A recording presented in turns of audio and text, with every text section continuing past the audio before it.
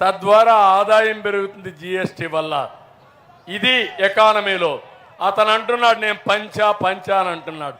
ఏం పంచావు? అప్పు తెచ్చి పంచావు.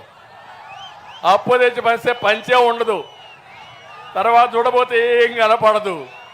ఏం తమ్ముళ్ళు మిమ్మల్ని అడుగుతున్నా, అప్పు పంచితే ఎవరు కట్టాలా వడ్డీ? మీరే కదా, అప్పు మీరే కదా. అంటే 13 లక్షల కోట్ల రూపాయలు అప్పు చేశాడు.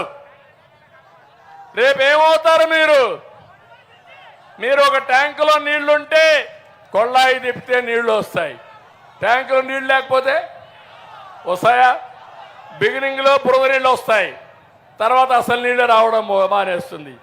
కనీసం అది కడుక్కోవడానికి నీళ్లు ఉండవు.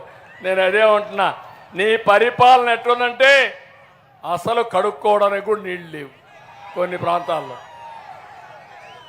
మీకు వాస్తవం చెప్తున్న, కర్నూలులో నీళ్లు లేక తాగడానికి పెళ్లిళ్ళు వాయిదా వేసుకున్నారు.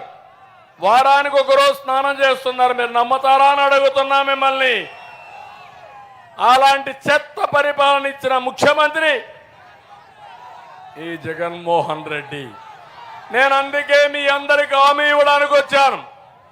విమర్శే కాదు, మీలో ఒక ధైర్యం, ఒక హామీ ఇవ్వడానికి వచ్చాను.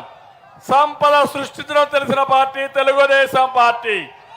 మళ్ళీ చెప్తున్నా, సంపద సృష్టిస్తా, ఆదాయం పెంచుతా, పెంచిన ఆదాయం ఈ పేదవాళ్లకు పంచుతానని చెప్పి నేను మీకు తెలియజేస్తున్నా. మాట్లాడితే నేను బటన్ నొక్కా, నువ్వు ఎప్పుడన్నా నొక్కావా అంటాడు. నువ్వు బటన్ నొక్కావు, ఆ బటన్ నొక్కడానికి కూడా